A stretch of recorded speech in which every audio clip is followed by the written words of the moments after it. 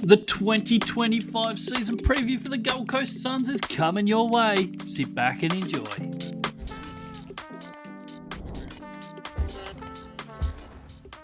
Welcome on in, everybody, to the All Aussie Rules YouTube channel. We're here for another season preview. This time, we're looking at the Gold Coast Suns heading into 2025. What have they got in store for us? We're going to be going through it all today. We're going to be looking at depth charts, their last few years. We're going to be looking at their best 22.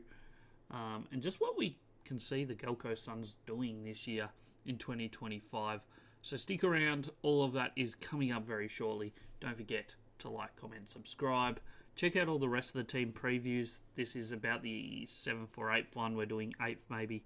We're going through the league in alphabetical order each day of the week. So go check them all out. Plus, don't forget to check out the podcast as well. It's on Spotify, YouTube, and Apple Podcasts.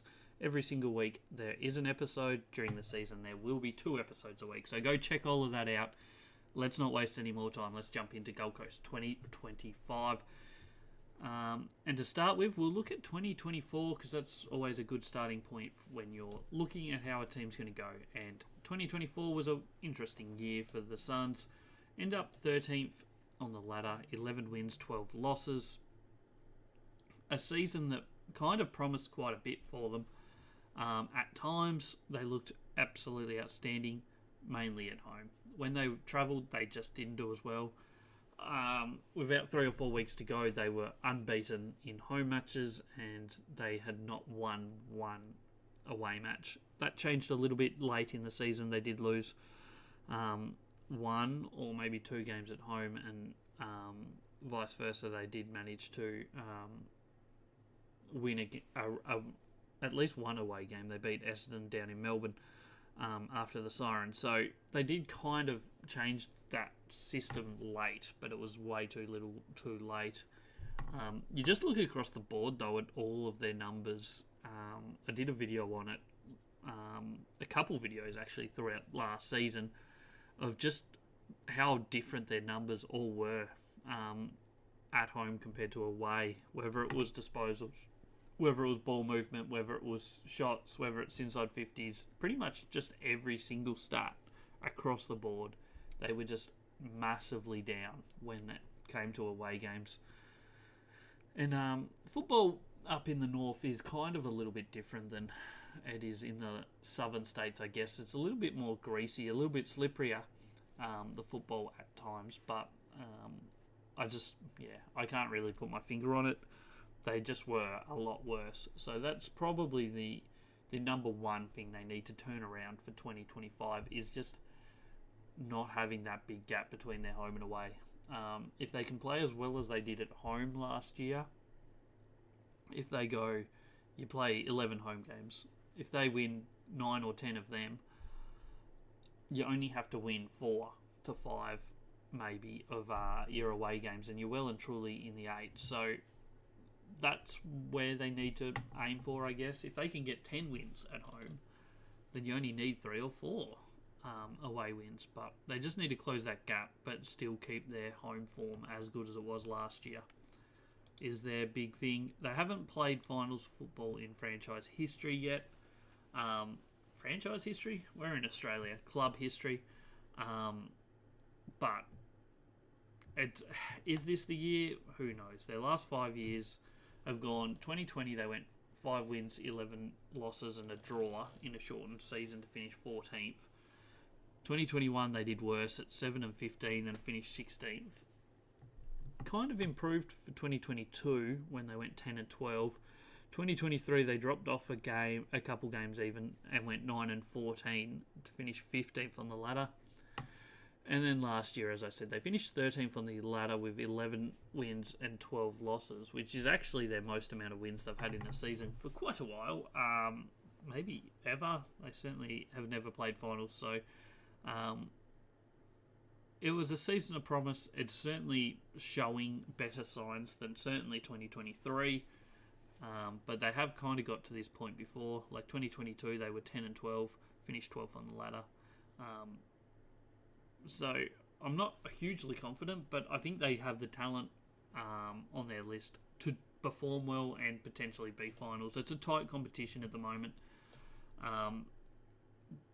Spots between third on the ladder and maybe like 13th, 14th on the ladder. There's not going to be too much between them deep into the season. So it's all about keeping fit, making use of your opportunities, don't lose the close games, and you never know what could happen. So I'm not writing them off by any stretch of the imagination. We're going to jump now into the depth chart for Gold Coast. So a little bit of an explanation around these numbers and whatnot and the colours. So I rated every single player in the AFL for 2024 and also obviously therefore rated them based on their positions. There's key defenders, general defenders, key forwards, general forwards, midfielders and rucks. They're the 6 positions that I kind of separate everybody into, and then obviously rated by position. The blue ones are considered, in my books, elite. They are in the top 10% of players in that position. Green is top 50% of that position, which is above average. Yellow, technically below average. That's everybody under 50%. Red is players that haven't played AFL football before. And orange, there's one there on that list who are players that have played AFL football before but did not play a senior game in 2024. All these ranks based on solely 2024. So if a player only played a couple games last year, their rating is probably going to be a lot lower than maybe what it should have been if they're someone that played a lot of games the year before or previously. So I don't know if there's too many on this list for Gold Coast, but it does happen with some other teams where a player will be a lot lower ranked than perhaps they actually should be. That's the explanation. Let's jump into it. So we'll start in the key defenders. We usually start in the back line. And Sam Collins, I actually had him ranked as the number 1 key defender last year. I think his work was fantastic. His win-loss percentage in one-on-ones was really good. He spoils well. He gets enough of the football. He does usually use it pretty well when he does have it. So I think he's an outstanding talent and someone that I ranked number 1 last year. I don't know if he'll hold on to that mantle, but his 2024 was very, very good.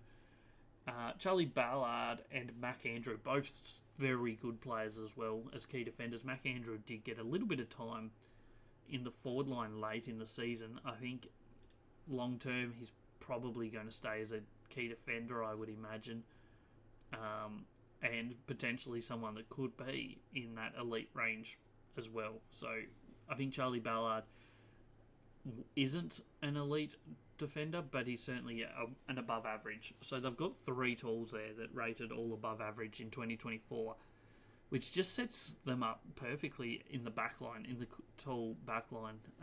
They can have 3 tools for teams that do run multiple tall forwards.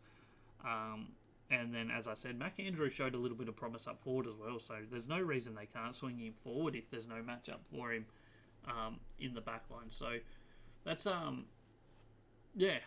good start to your lineup. I don't think we see too much of Caleb Graham or Cooper Bell in 2025, just based on the fact that they have 3 really solid tools back there.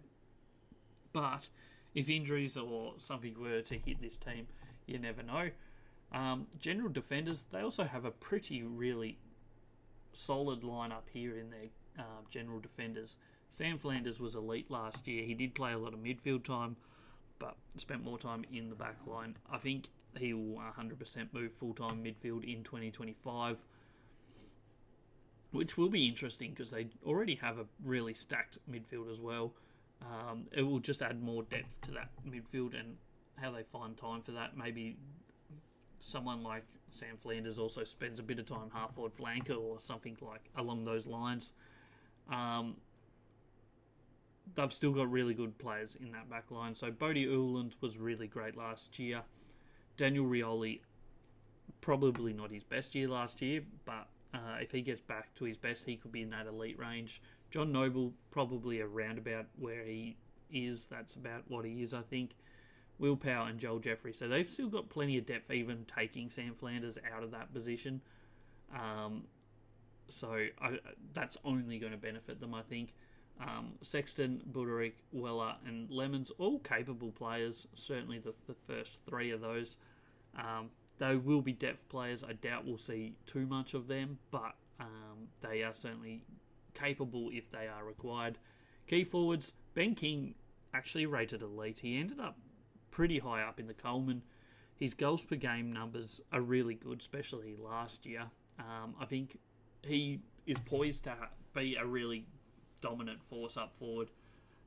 If this team continues to improve, he is probably the one that will benefit the most from that. He's a forward that can dominate oppositions.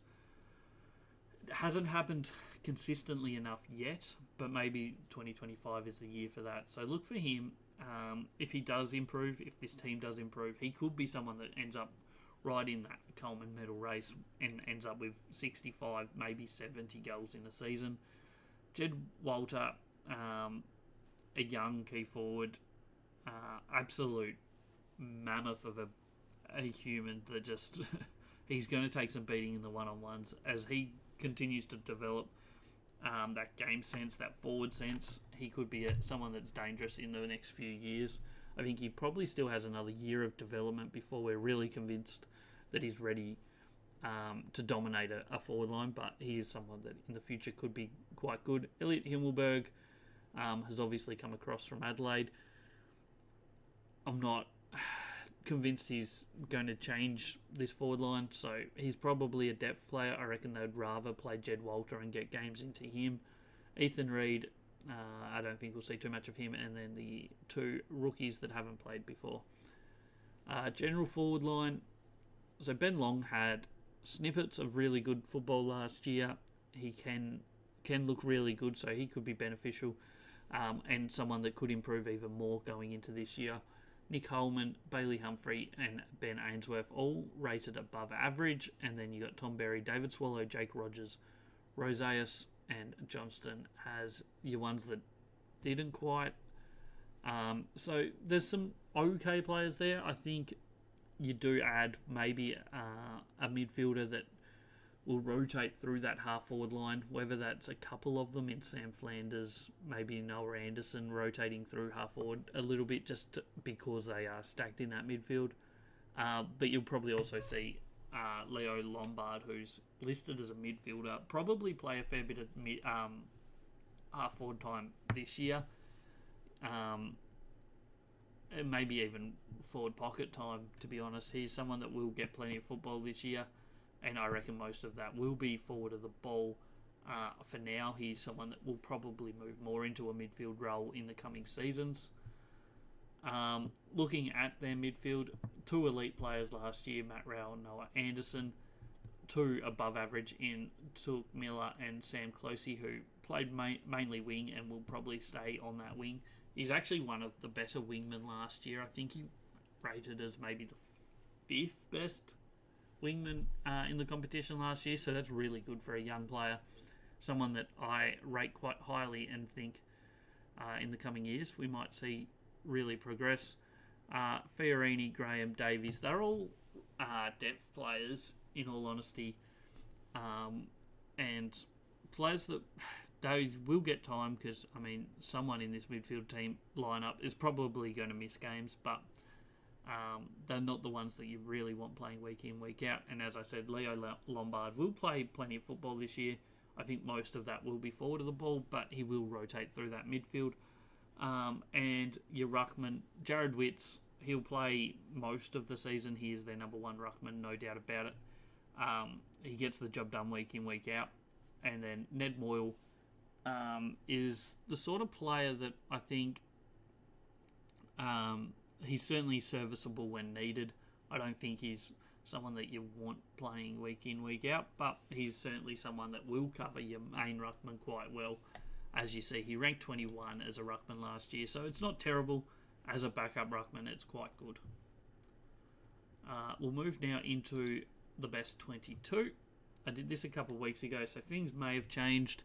Things may continue to change as the season progresses, or approaches and then goes through, starts, and throughout the season, I'm sure it won't stay this way. But this is how I kind of see their best 22 shaping up at the moment. So their full back line, Will Powell, Sam Collins, John Noble. I don't think anything too outstanding there. Daniel Rioli on the other half-back flank, Mac Andrew, centre half-back. I've got Sam Flanders there on a half-back flank. He's not going to be back there this year. He's going to be playing midfield/forward time, I think. So that team will probably change a little bit there if I was to redo it at the moment. Midfield, Bodie Uland, I think he was half-back flank last year. He probably stays half-back flank instead of Sam Flanders, in all honesty. Took Miller in the middle, Sam Closey on the other wing. Half-forward, Nick Holman, Elliot Himmelberg, Tom Berry. Himmelberg probably swaps with Jed Walter, maybe, depending how they feel on the day. I guess Tom Berry on the other half-forward flank. Full forward line, Roseus. I'm not 100% convinced he's in their best lineup, but I've got him there at the moment. Ben King, full forward, obviously. Ben Long is definitely their best small forward based on last year. Follower line, Jared Witts, Matt Rao, Noah Anderson. Pretty stock standard there. And then the interchange, Alex Sexton, Swallow Graham, and Leo Lombard, the first-year player. Emergencies, I think Jed Walter probably comes in for Himmelberg, in all honesty. Ned Moyles, obviously the backup ruckman. Ballard should play quite a bit of football, I think. Weller, Joel Jeffrey, and Bailey Humphrey as the emergencies. So there are a few changes in that I think I would make now if I was to redo this team. As I said, I did do this approximately 4 weeks ago. I can't remember exactly. It was like the first week of January. So a bit's changed in my mind and in the football world.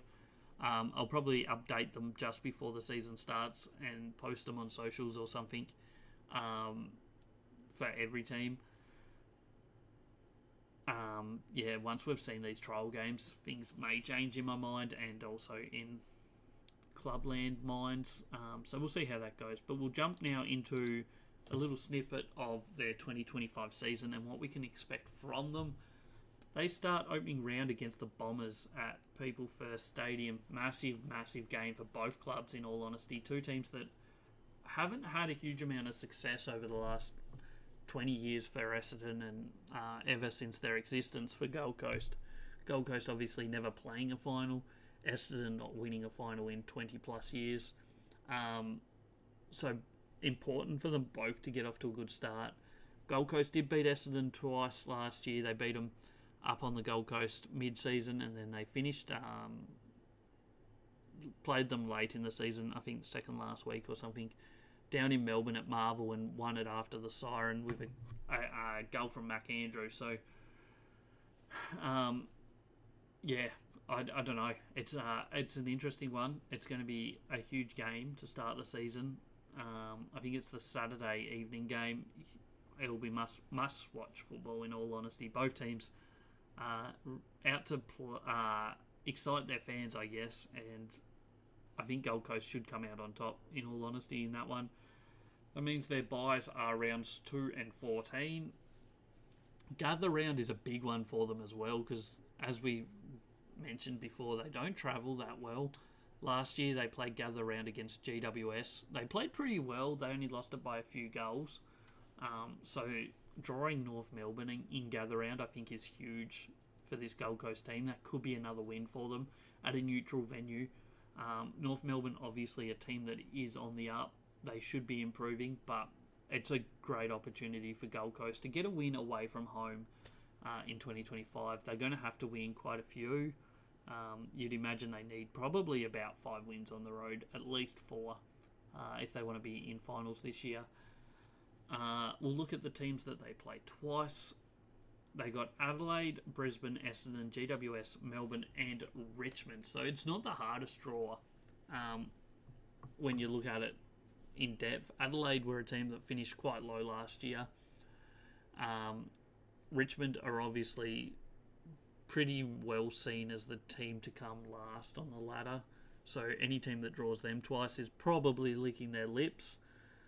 Melbourne missed finals last year, and as did Essendon. So 4 out of 6 teams that they play twice didn't play finals last year. They do have the reigning premiers in Brisbane twice, and as they always do, Brisbane twice, and they always pretty much have GWS twice, as well as the Expansion Cup, as they used to call it, who they typically don't beat too often. So those two are both going to be crucial two legs, because they typically lose to Brisbane twice in a year most years, and certainly they did last year.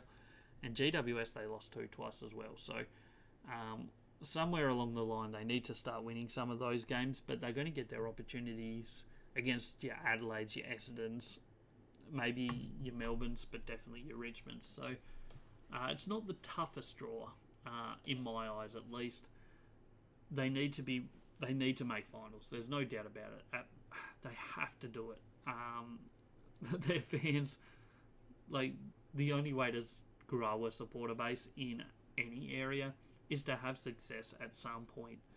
And it's now been basically 15 years and they still haven't played finals football. So something needs to change at some point, and maybe this is the year that they do it. They have a really solid list. They have really good players. They have pretty solid depth. They just need to convert some of these players into playing elite football on the road as well as at home, and they will eventually turn that around. So maybe this is the year. In all honesty, everything's pointing towards it being a year where Gold Coast should be playing finals. Will they? I don't know, but on paper they should be definitely in the top 8 this season. So we'll see how that goes. Don't forget to like, comment and subscribe. Let me know how you see Gold Coast Suns doing this year. I have no idea how many people are going to watch this one. I don't think Gold Coast is the most viewed team in the competition, but if you've stuck around, thanks. Check out some of the other videos on the channel. There's plenty there. Check out the socials. It's at All Aussie Rules everywhere. Thanks again, and I'll catch you on the next one.